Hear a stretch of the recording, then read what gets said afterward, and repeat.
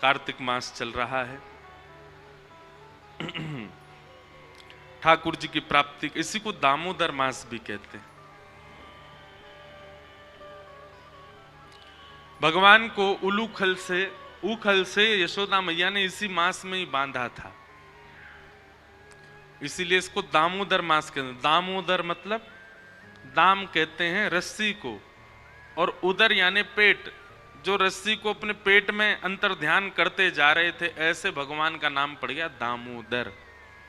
यशोदा मैया बड़ी करती जाए, रस्सी छोटी होती जाए, इसलिए नाम पड़ गया दामोदर। तो ऐसे ठाकुर जी इस मास में बंधन युक्त होने को तैयार हो जाते हैं। बहुत ध्यान से सुनिएगा। इस मास में ठाकुर जी अपने भक्तों को मानो ऐसा कहते हैं कि आप चाहो तो हमें अपने बंधन में बांध सकते हो। व्रत करो, नियम करो, प्रातः काल उठ करके ब्रह्मचर्य का पालन करो, मंगला आरती करो, स्नान आदि करके पाठ पूजा नियम करो, अपने आप को श्रेष्ठ बना करके अगर आप अपने प्रेम पाश में हमें बांधना चाहते हो तो साल भर में कार्तिक मास ऐसा मास है जिसमें आप ठाकुर जी को अपने प्रेम पाश में बांध सकते हो। ठाकुर जी आपके हो सकते हैं। देखिए, ठाकुर जी को बांधना ही है अपने प्रेम में। भक्ति का मतलब क्या होता है? हम सब बंधे हुए हैं कहां? संसार में। हम सब की आसक्ति रूपी रस्सी बंधी हुई है संसार में। वो संसार से हटा करके श्री ठाकुर जी के चरणों में बांध देना, इसी को भक्ति कहते हैं।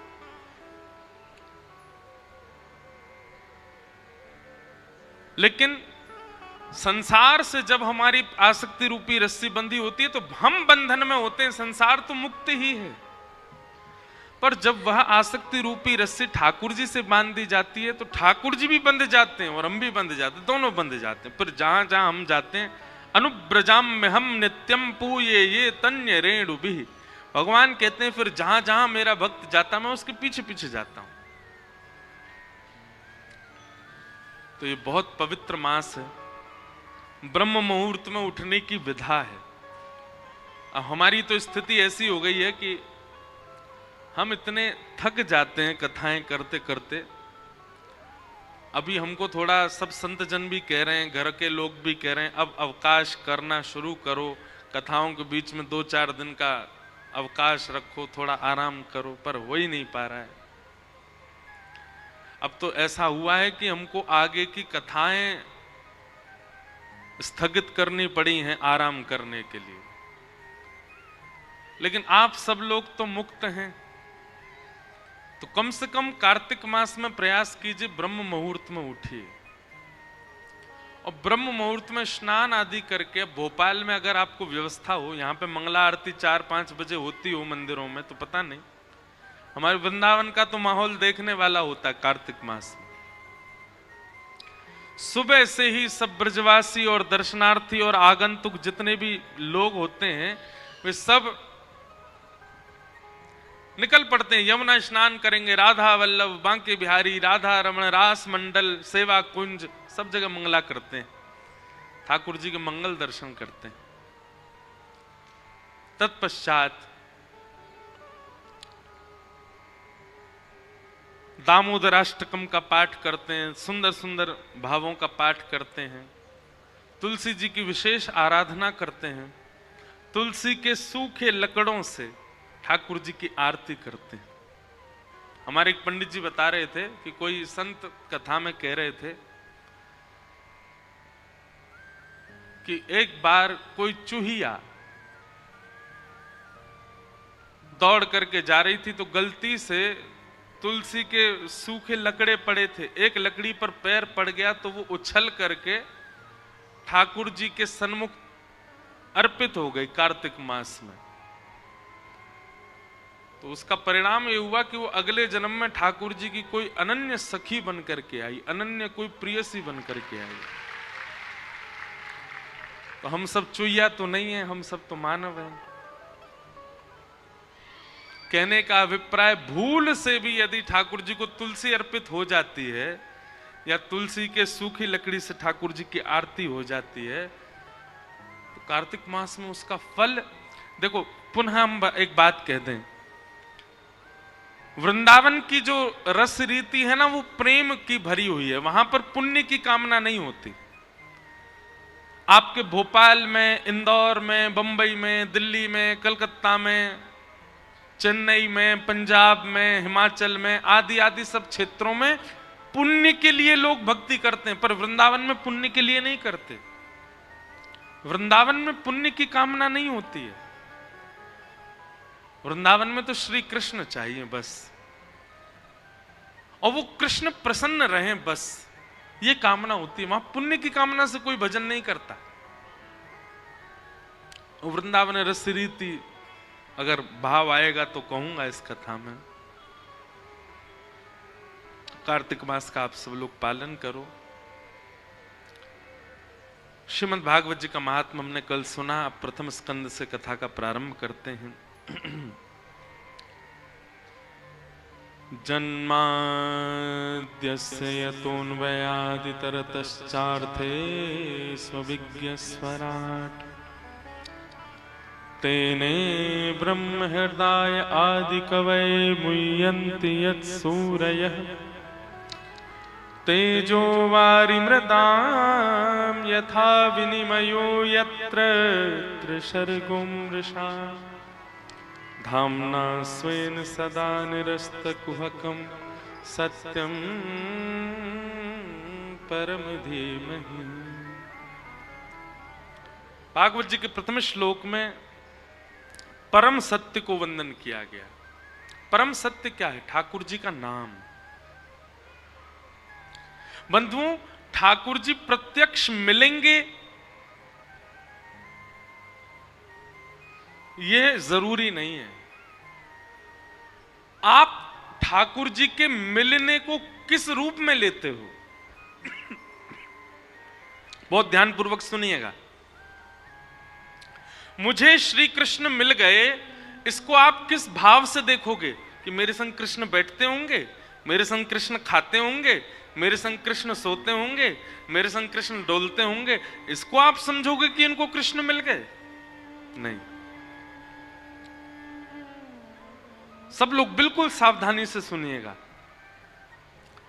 कृष्ण प्राप्ति के लक्षण क्या हैं?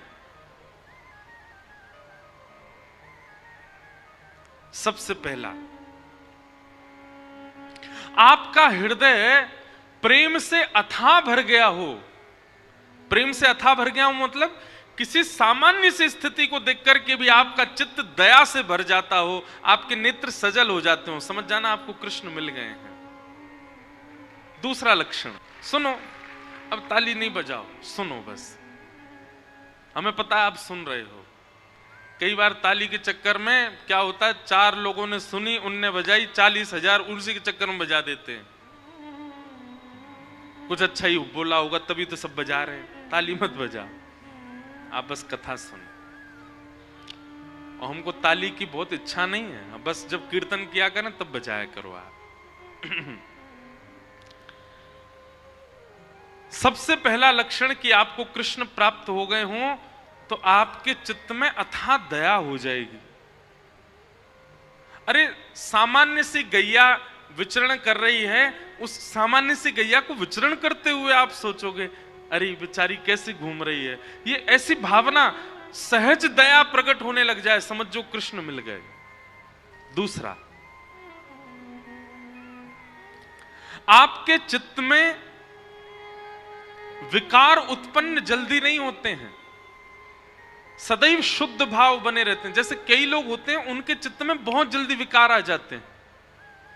किसी के सुंदर रूप को देख लिया तो काम प्रकट हो जाता है, किसी के अति धन को देख लिया तो लोभ प्रकट हो जाता है, किसी की व्यंजनों को देख लिया तो उसके प्रति आसक्ति प्रकट हो जाती है, कहीं पर व्यसन वस्तु देख ली तो उसके प्रति भोग दृष्टि प्रकट हो जाती। समझ रहे ना बात को? पर आपकी स्थिति कैसी? आपके जल्दी जल्दी विकार उत्पन्न नहीं होते चित्त में। कोई कितना भी रूपवान आपके सामने आ जाए, पर आप उसके रूप को देख करके ये विचार नहीं करते कि ये मेरा हो जाए, आप बल्कि उसके रूप को देख के ये विचार करते हो ये इतना सुंदर है तो इसको बनाने वाले ठाकुर जी कितने सुंदर होंगे, ये इतना रूपवान है। बेचारे आदत हो गई आपकी ताली बजाने की, मारी फिर रुक गए, अरे हमको तो बजानी नहीं थी। कोई बात नहीं, पर सुनो, ये हम लक्षण बता रहे हैं, ऐसे लक्षण बहुत कम लोगों में मिलेंगे आपको, पर जिनमें मिल जाए ना समझ जाना इनको कृष्ण मिल गए, इनके चित्त में कृष्ण है, इनके साथ कृष्ण है, इसीलिए इनका स्वभाव व्यवहार ऐसा ही है। तीसरा लक्षण कृष्ण प्राप्ति का क्या है? कोई आपको बोल दे ऐसे ही मजाक में, बोले क्या भोपाल में गंगा जी बह रही हैं, तो आप उस पर विचार नहीं करोगे, आप मान ही जाओगे, अच्छा आ गई होंगी, पहले तो नहीं थी अब आ गई होंगी, इतना भोलापन चित्त में आ जाएगा, आप चतुराई भूल जाओगे, आप अत्यंत सहज हो जाओगे, अत्यंत भोले हो जाओगे, समझ जाओ कृष्ण मिल गए। कोई आपको कह देगा कि आज सूर्य चंद्र एक दूसरे के गले में गलवैयां डाल करके आकाश में बैठे हैं, तो आप मान लोगे इस बात को, आप उस पर चिंतन नहीं करोगे, अच्छा होगा ऐसा, समझ जाओ कृष्ण मिल गए।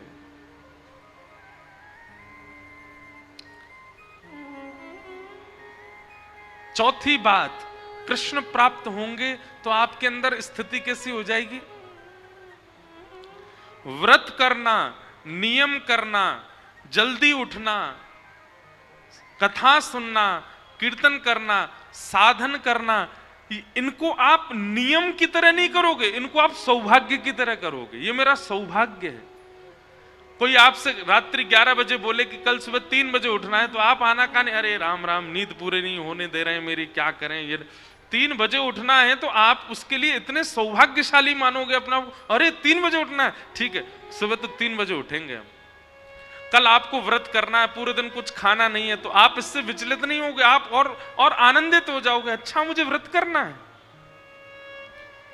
जैसे कई लोग एकादशी का नियम ले लेते हैं कि हमको एकादशी करनी है, तो जैसे एकादशी आने वाली वो 10वीं को इतना खा लेते हैं कि कल तो भूखा रहना है हमको।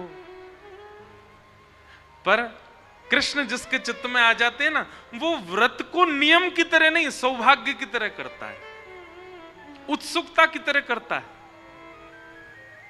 जैसे बालक को कह दो कल हम तुझे मेला ले जाएंगे, तो रात भर सोता नहीं बालक, उसको इतनी एक्साइटमेंट रहती है, इतना पसंद रहता है, कल मेला में जाऊंगा।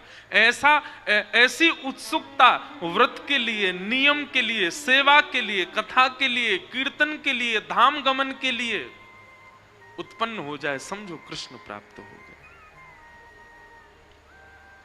और 5वां लक्षण,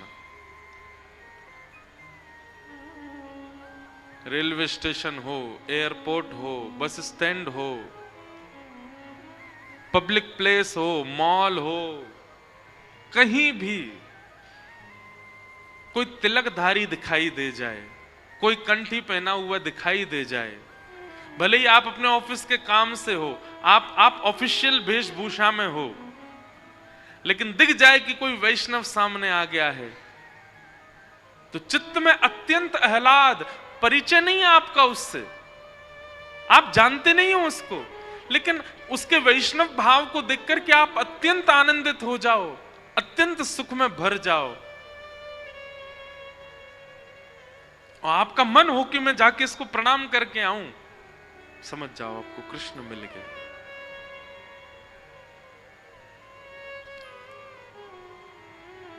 यह कुछ लक्षण हैं कृष्ण प्राप्ति के। कृष्ण मिल जाने का मतलब कृष्ण संग रहेंगे नहीं। मीराबाई अकेली विचरण करती थी, पर उनके हर पद में यही है, मेरे तो गिरधर गोपाल, मीरा के प्रभु गिरधर नागर। मतलब प्रत्यक्षता में दिखते नहीं है, पर उनके स्वभाव और उनके अनुभव और उनकी क्रिया से पता चलता है कि मीराबाई के साथ कृष्ण हरदम है। ऐसे ही हमारा स्वभाव, हमारे लक्षण, हमारे गुण, हमारी चाल चलन, क्रिया बताती है कि हमारे साथ कृष्ण है कि नहीं।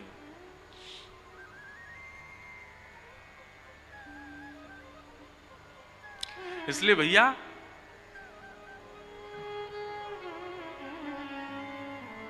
कृष्ण प्राप्ति का मतलब प्रत्यक्ष श्री कृष्ण संग रहे नहीं, आपके स्वभाव में, आपके गुण में, आपके व्यवहार में, आपके विचारधारा में परिवर्तन इस प्रकार का हो जो हमने बताया, समझो कृष्ण प्राप्त हो गए।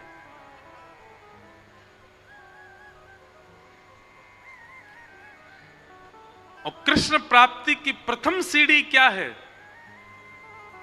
नाम जप, नाम संकीर्तन, ठाकुर जी के नाम का निरुध्यासन, स्मरण और निरंतर उसी का चिंतन, उसी से ही यह गति पकड़ेगी। पहला गेर ही है नाम जप, और उसी नाम को ही श्रीमद् भागवत में कहा गया परम सत्य, सत्यम परम धीमहि। हम ऐसे परम सत्य भगवान श्री कृष्ण के नाम को प्रणाम करते, नमन करते, वंदन करते।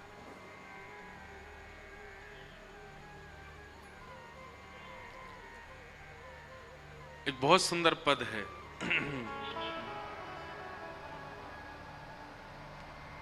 राम नाम विसार बंदे, राम नाम विसार बंदे, राम नाम विसार रे,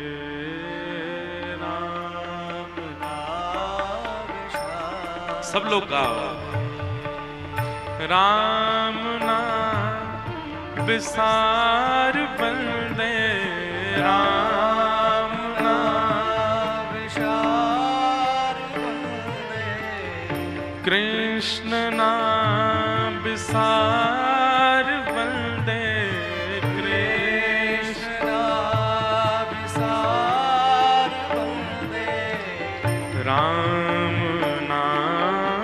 सार रे, राम नाम सार रे, राम नाम सार रे, राम नाम सार रे। खाली आना खाली जाना इस जीवन का नहीं ठिकाना,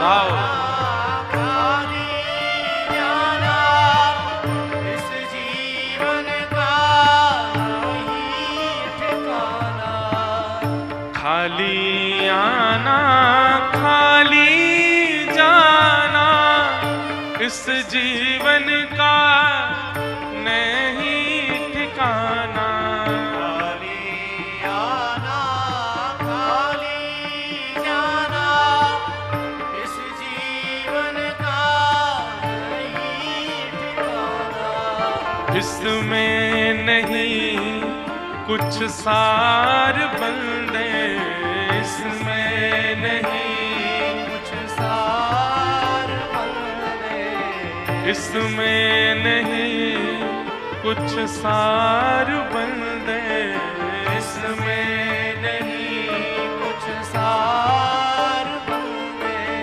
राम नाम विसार रे, राम नाम विसार रे। हमारे शास्त्रों में एक बात कही जाती है, क्या? धनानि भूमौ पशवस्य गौष्ठे, भार्या गृहे द्वारि जन श्मशाने, देहश्चितायां परलोक मार्गे, धर्मानुगो गच्छति जीव एक।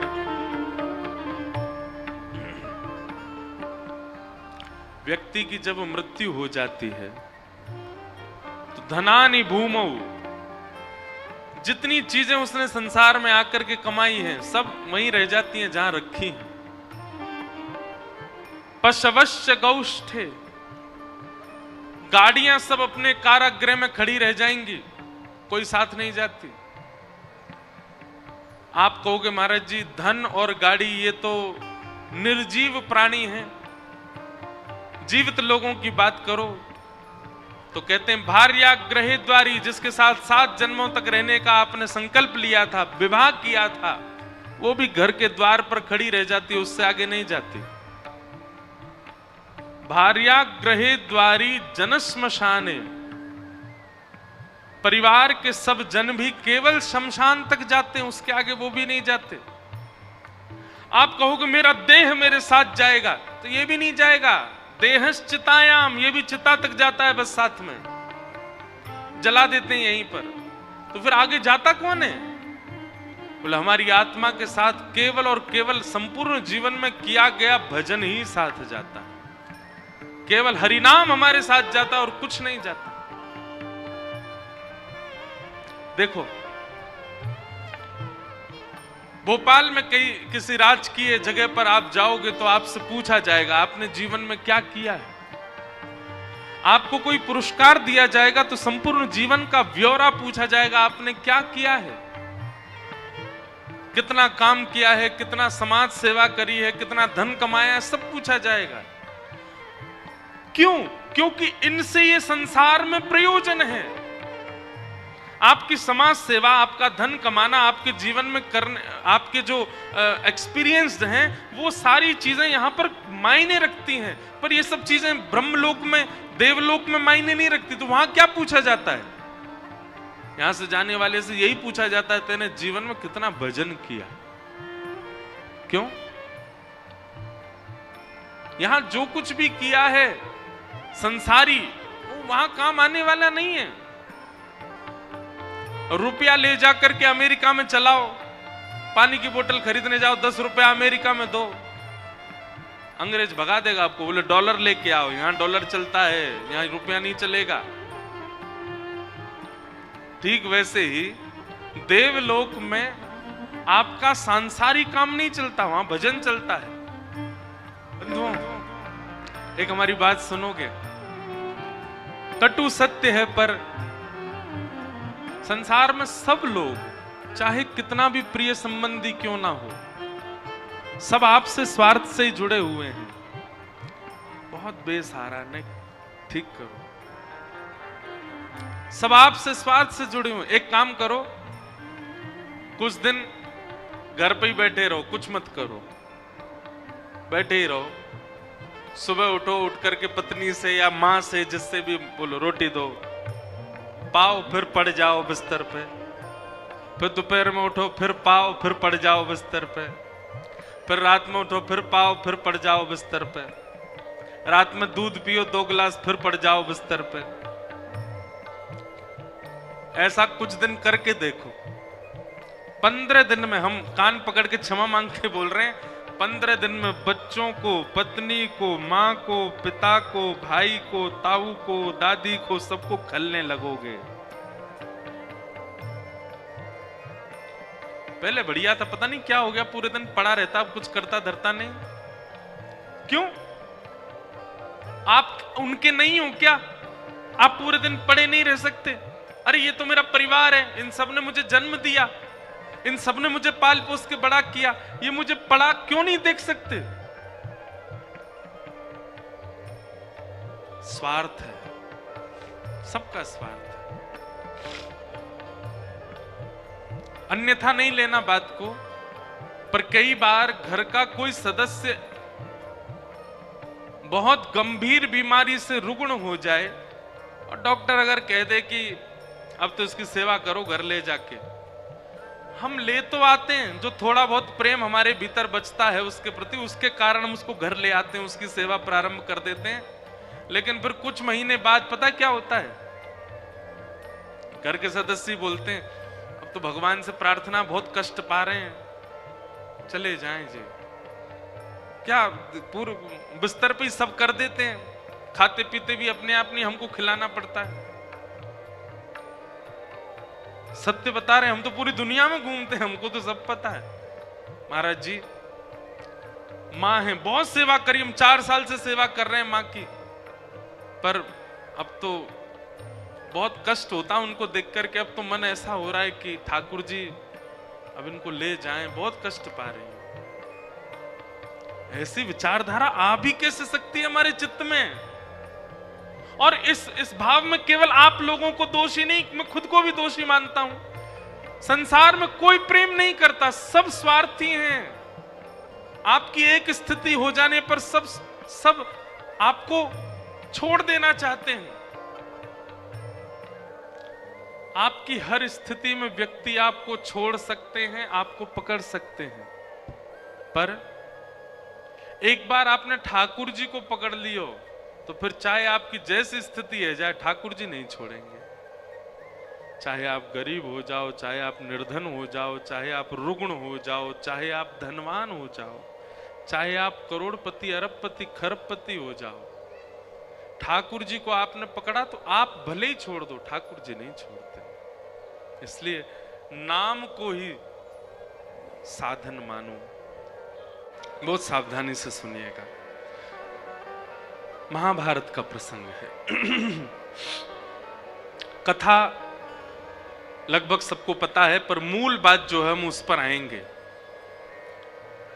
महाभारत का युद्ध अंतिम पड़ाव पर चल रहा था। भीम और दुर्योधन के बीच में युद्ध चल रहा था।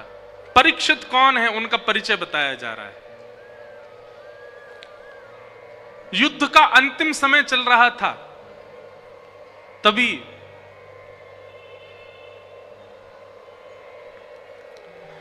भीम ने अपनी प्रचंड गदा का प्रहार दुर्योधन की जंघा पर किया। भैया ये हेलीकॉप्टर अभी बंद कर दो, जब कोई कीर्तन हो तब चलाइएगा। हाँ, अभी इसको ले जाओ, सब नहीं तो इसी पर लद के अपने घर चले जाएंगे।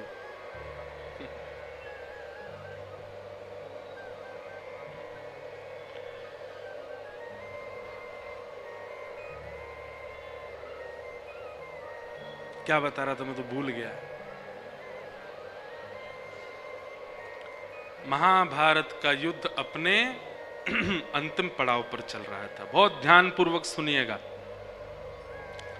भीम ने अपनी प्रचंड गदा का प्रहार किया और दुर्योधन की जंघा टूट गई। महाभारत का युद्ध पांडव जीत गए। पांडवों से इस दुष्कृत्य का बदला लेने के लिए दुर्योधन ने अश्वत्थामा से कहा कि तुम सोते हुए पांचों पांडवों को मार दो। तब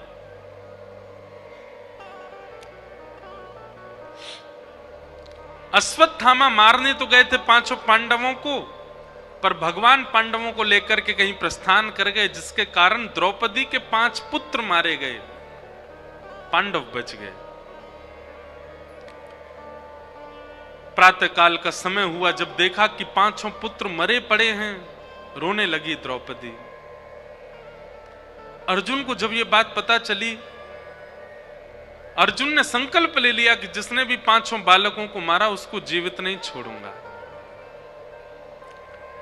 अश्वत्थामा को बंदी बना लिया, पकड़ लिया, द्रौपदी के सामने प्रस्तुत कर दिया।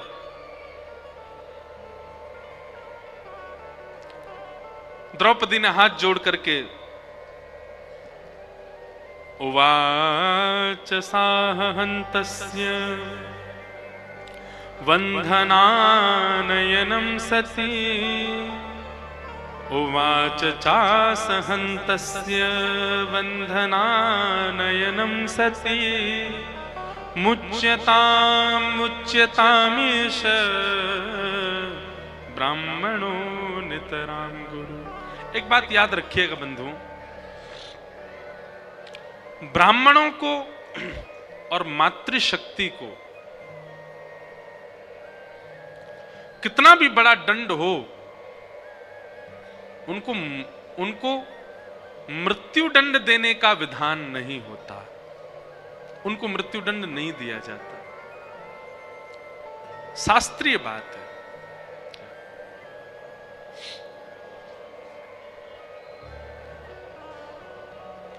बहुत सावधानी से सुनिएगा। कितना भी बड़ा अपराध हो, शास्त्र बात कहते हैं कि माताओं को और ब्राह्मणों को कोई भी दंड दिया जा सकता है, पर मृत्यु दंड नहीं, मृत्यु दंड नहीं मिलना चाहिए।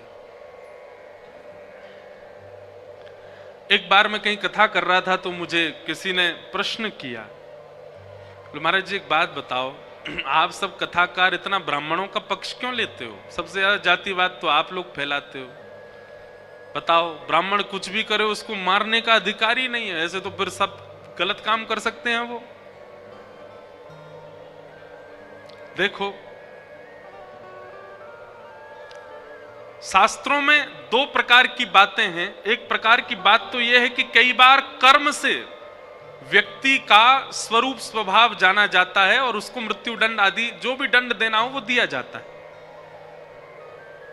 और यही भगवान कह रहे हैं कि ब्रह्म बंधुर न हंतव्य, ब्राह्मणों को मारना नहीं चाहिए, चाहे कितना ही बड़ा दंड हो। स्वयं भगवान ने रावण मार दिया, रावण भी तो ब्राह्मण था। भगवान कह रहे हैं ब्रह्म बंधुर न हंतव्य, स्वयं हिरण्यकश्यप का वध कर दिया, ब्राह्मण था। भगवान कह रहे हैं ब्रह्म बंधुर न हंतव्य, महाभारत के युद्ध में कृपाचार्य का वध करवाया, ब्राह्मण था। काल, स्थिति, परिस्थिति और कर्म से कई बार व्यक्ति का स्वरूप पता चलता है। भगवान गीता में कहते हैं चारों वर्णाश्रमों के कर्म क्या है, तब वहां ब्राह्मण के 4 कर्म बताए गए। बहुत ध्यान से सुनिएगा क्या कर्म है। सबसे पहला पढ़ना, अध्ययन का अधिकार ब्राह्मण को होना चाहिए, पढ़े। और दूसरा पढ़ाना। तीसरा दान देना और दान लेना। केवल लेने का अधिकार नहीं होता है। अभी ब्राह्मण किस में स्थित हो गए? केवल ज्ञान बांटने में और दान लेने में नहीं। ज्ञान बांटने का अधिकार बाद में, पहले ज्ञान स्वयं लीजिए, स्वयं अर्जित कीजिए, तब उसको दीजिए। और दान लेने का अधिकार बाद में है, पहले दान करिए। ब्राह्मण को भी दान करना चाहिए और यजमान से ज्यादा ही करना चाहिए।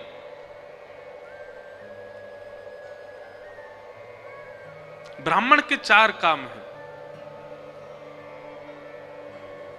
क्षत्रिय का कार्य क्या है? हाथ में आयुध उठा करके अपने परिवार, अपनी सेना, अपनी प्रजा, सबके लिए लड़े, युद्ध करे, सबकी रक्षा करे।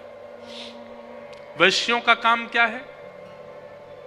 व्यापार करे, गौ सेवा करे और किसानी करे।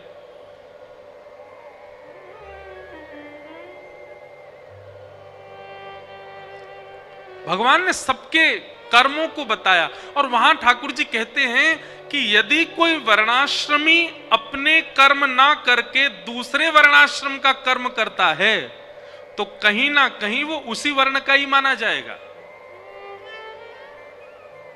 भगवान कहते हैं रावण का कर्म था क्या? पढ़ना, पढ़ाना, दान देना, दान लेना, पर शस्त्र लेकर के मेरे सामने खड़ा है। इसका मतलब वो कर्म से क्षत्रिय है और उस समय उसका क्षत्रित्व वो प्रधान है, ब्राह्मणत्व प्रधान नहीं है। ब्राह्मण का स्वभाव स्वरूप नहीं होता युद्ध करना।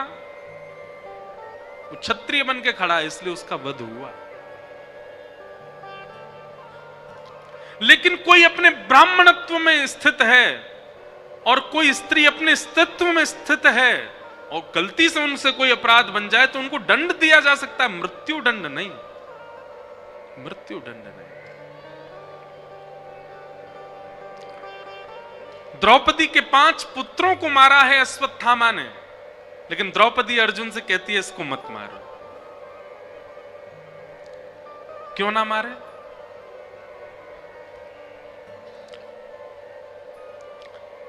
तब द्रौपदी ने यहां पर 5 बातें कही हैं, बहुत ध्यानपूर्वक सुनिएगा। हर व्यक्ति को निर्णय लेने से पहले इन 5 बातों का ध्यान रखना चाहिए कि धर्मम न्यायम शकरुणम निर्वलीकम समम महत् राजा धर्म सुतो राज्ञा प्रत्यनन्द्यद्विचो द्विजा। हर व्यक्ति, जो भी पंडाल में बैठे, जो भी कथा सुन रहे हैं, सब बहुत ध्यान से सुनिए। किसी भी निर्णय को लेने से पहले इन 5 चीजों का ध्यान रखिएगा। सबसे पहला, मैं जो निर्णय लेने वाला हूं, मैं जो अभी बात करने वाला हूं, वह धर्म है कि नहीं, वो कहीं अधर्म तो नहीं है। सबसे पहले धर्म का ध्यान रखें। धर्मम। दूसरी बात, न्याय। कहीं मैं गलत व्यक्ति का पक्ष तो नहीं ले रहा हूं। अगर मेरा अपना भी गलत है तो उसका भी पक्ष नहीं लेना है। न्यायम, मैं जो निर्णय लूं उससे न्याय होना चाहिए। सबसे पहले धर्म का ध्यान रखो, दूसरी बात न्याय का ध्यान रखो, तीसरी बात सकरुणम, तीसरी बात दया को भी स्थान दीजिए अपने निर्णय में। इतने क्रूर मत हो जाइए निर्णय लेते समय, थोड़ा दयावंत होकर के भी सोचो। करुणा। चौथी बात, निष्कपटता। उसमें कपट नहीं होना चाहिए कि यह व्यक्ति मेरे बहुत काम आता है तो मैं इसका भला चाह लूं। नहीं, निष्कपट होकर के आप रखो अपने भाव को। और अंतिम बात, समम, समता।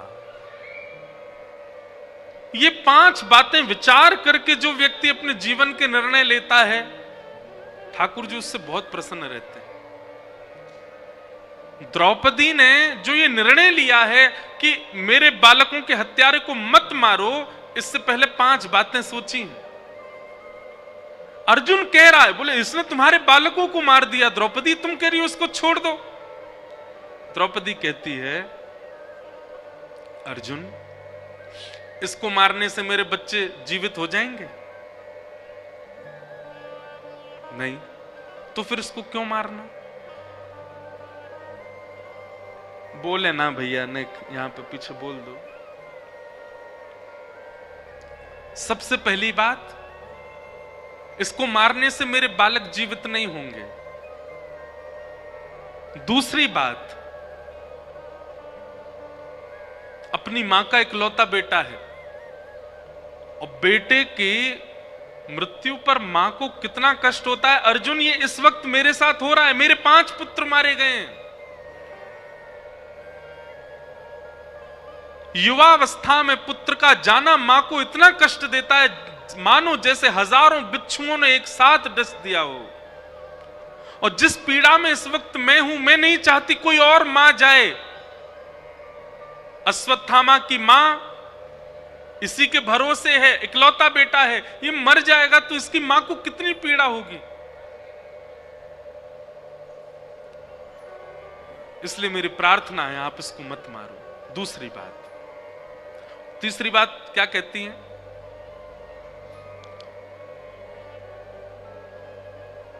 इनकी माता जी के पति को आपने पहले ही मार दिया रणभूमि में, तो इसका मतलब पति नहीं है, केवल पुत्र है। उस पुत्र को भी मार दोगे, वो कहां जाएगी? मेरे पुत्र नहीं है लेकिन मेरे पति तो हैं।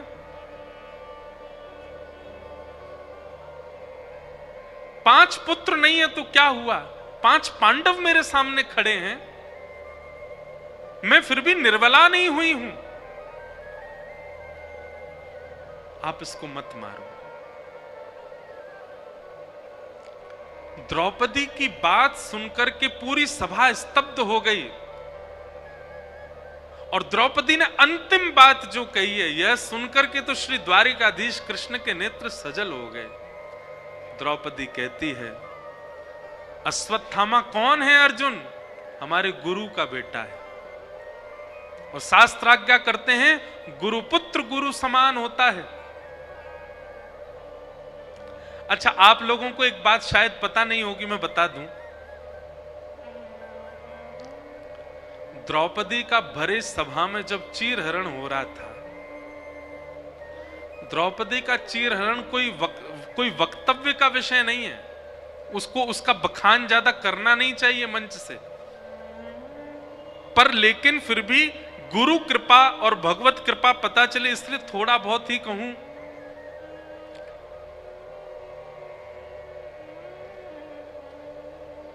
ऐसा दृश्य था द्रौपदी चीरहरण का कि जिसको कोई देख नहीं सकता।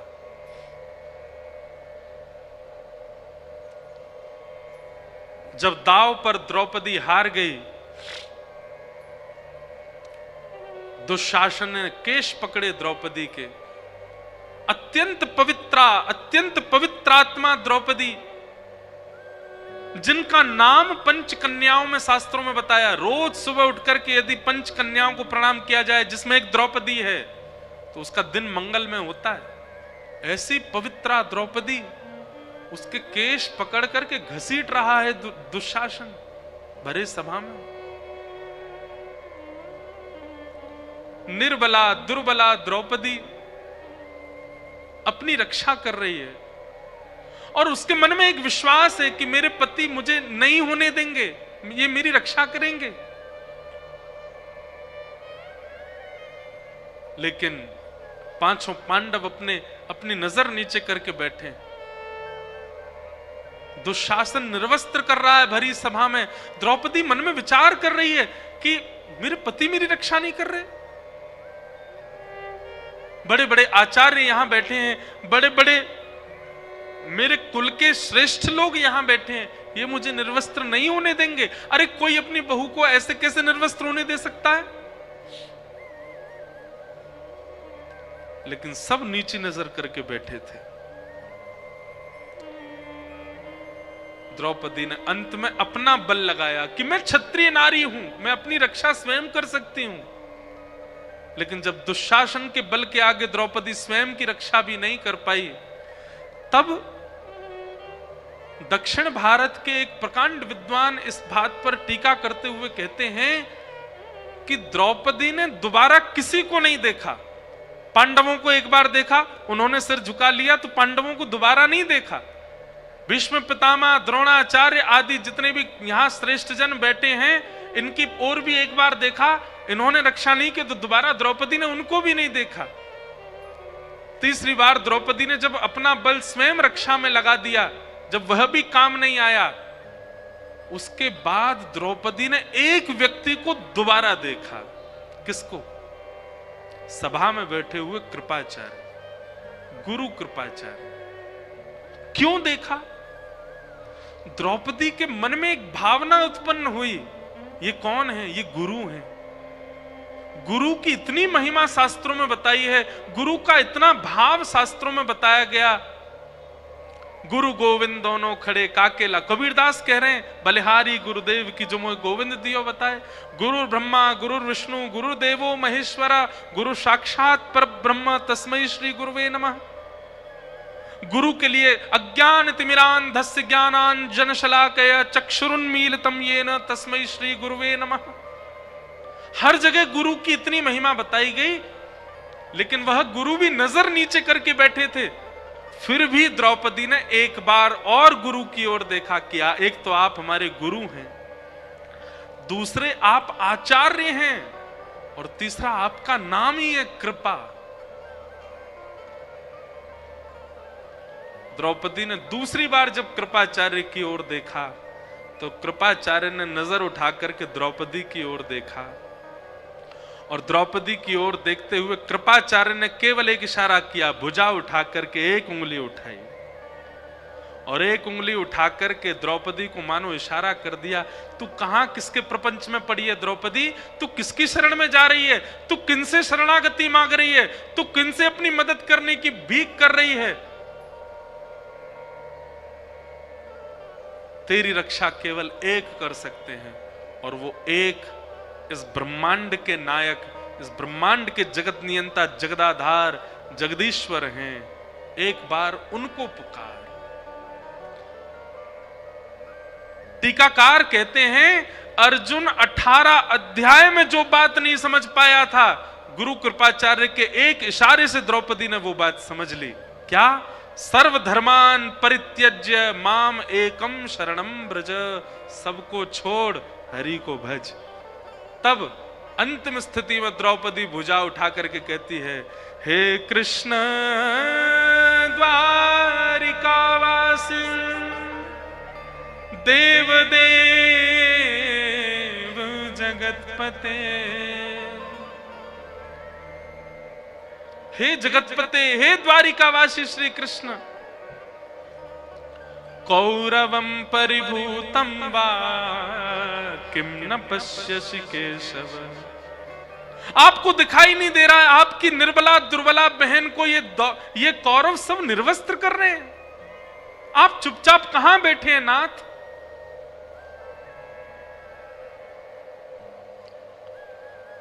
गुरु कृपाचार्य के एक इशारे से द्रौपदी समझ गई मुझे किसको पुकारना है।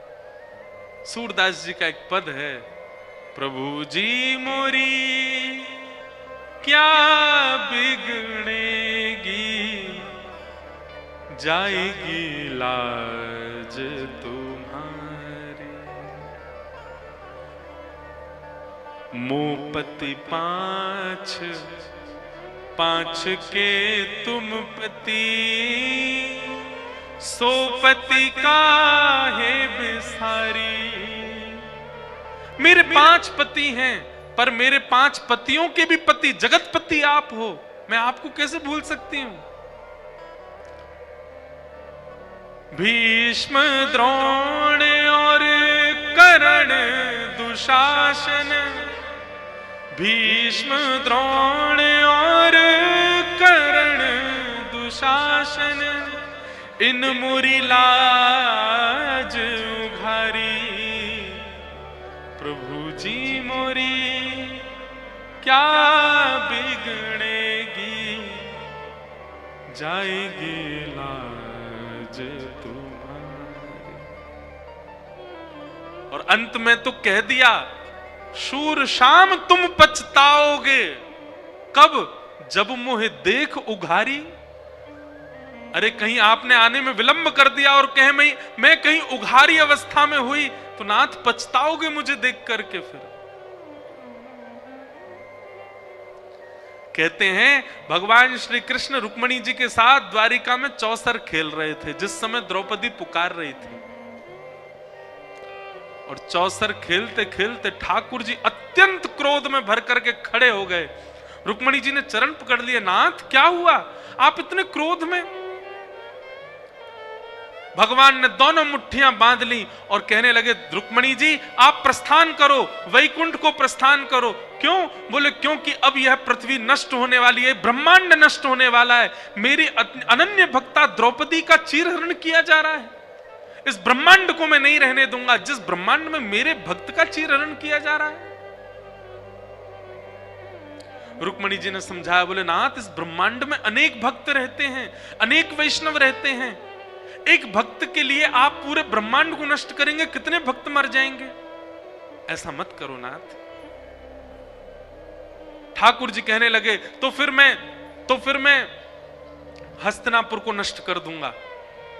रुक्मिणी जी कहने लगी, हस्तिनापुर में विदुर जी भी तो रहते हैं, हस्तिनापुर में 5 पांडव भी तो हैं, हस्तिनापुर में भीष्म पितामह भी तो हैं, यह भी तो आपके भक्त हैं।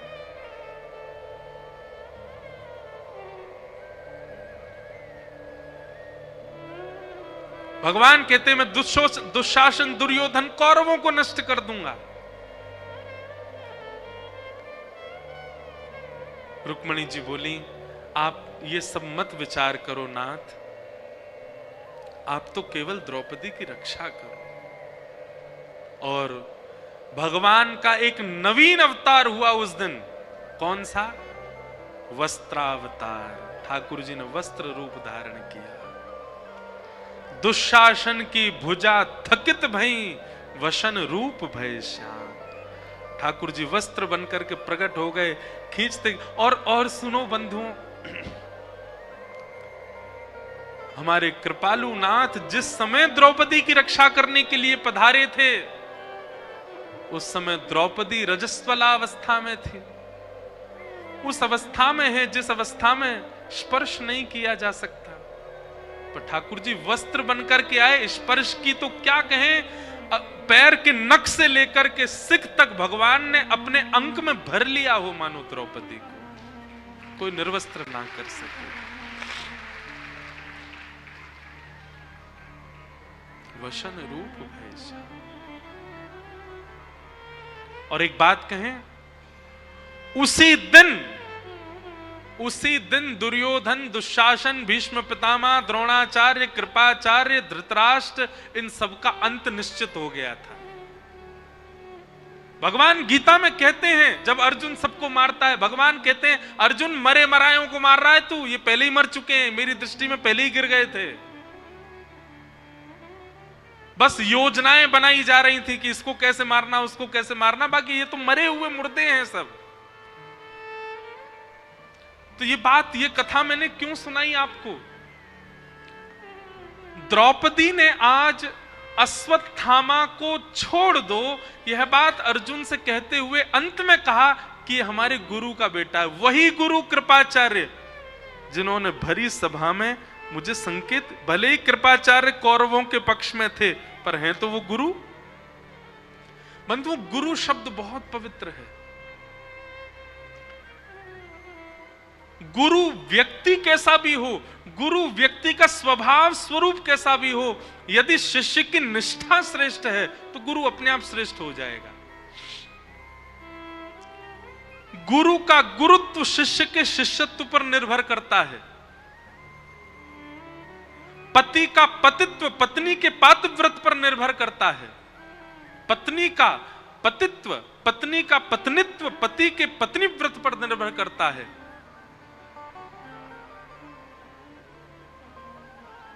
बच्चों के भविष्य माता पिता की सेवा पर निर्भर करते हैं।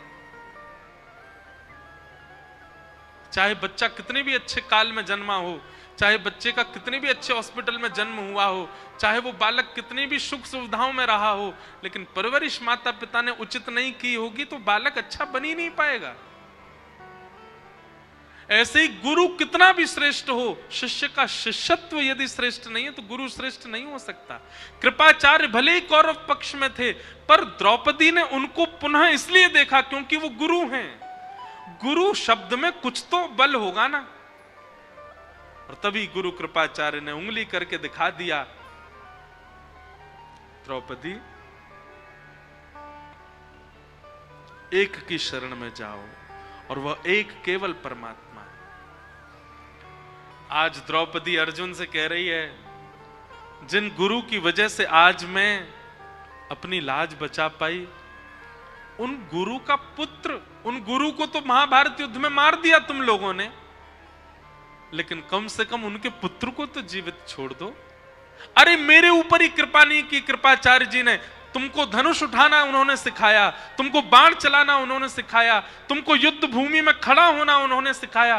क्या हुआ अगर उन्होंने कौरवों का पक्ष लिया? तो थे तो वो हमारे गुरु। कम से कम उनके पुत्र को तो मत मारो।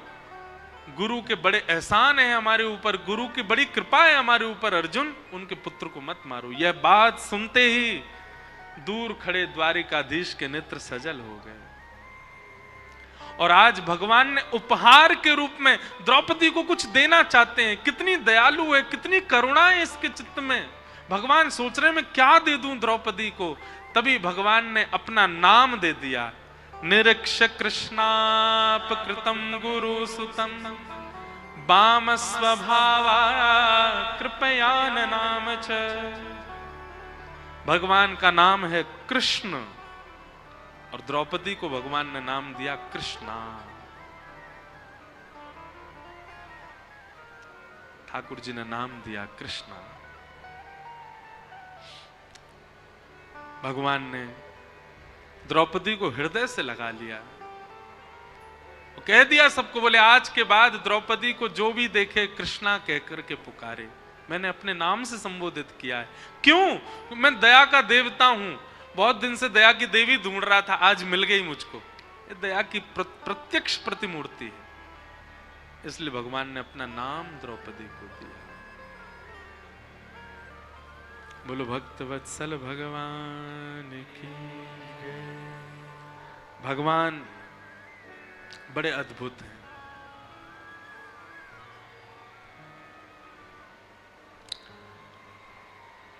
अश्वत्थामा को जीवित छोड़ दिया। आगे फिर कथा बढ़ती है। अश्वत्थामा पुनः बदला लेने के लिए उत्तरा के गर्भस्थ शिशु पर बाण छोड़ देते हैं। भगवान गर्भ में जाकर के उस बालक की रक्षा करते हैं। कुंती भगवान की स्तुति गाती है, भीष्म पितामह भगवान की स्तुति गाते हैं, और फिर ठाकुर जी अपनी लीला पूरी करके द्वारिका प्रस्थान करते हैं। पांडव स्वर्गारोहण को चले जाते हैं। परीक्षित राजा को राज्य गद्दी पर बिठा दे, राजा परीक्षित को कलयुग प्राप्त होता है। कलयुग को पंच स्थान देकर के राजा परीक्षित स्वयं भटक जाते हैं और उनको 7 दिन में मरने का श्राप लगता है। तब शुकाचार्य जी आकर के राजा परीक्षित को कथा सुनाते। ये पूरा क्रम। अब सुखदेव जी व्यास मंच पर बैठे हैं, परीक्षित कथा सुन रहे हैं। ये प्रसंग हम सुनेंगे कल 2 बजे से। आज की कथा को यहाँ विश्राम देते हैं। आज कथा में जिनके भाव से संपूर्ण आयोजन बड़े आनंद से हो रहा है, कृष्णा गौर जी आई हैं, उनका बारंबार अभिनंदन। और देखो यह भी संयोग है, इनका जब आना हुआ उसी समय द्रौपदी का नामकरण कृष्णा हुआ। और जैसे द्रौपदी के पथ प्रदर्शक ठाकुर जी हैं, ऐसे इनके पथ प्रदर्शक भी ठाकुर जी हैं। वही इनको पथ दिखाते हैं।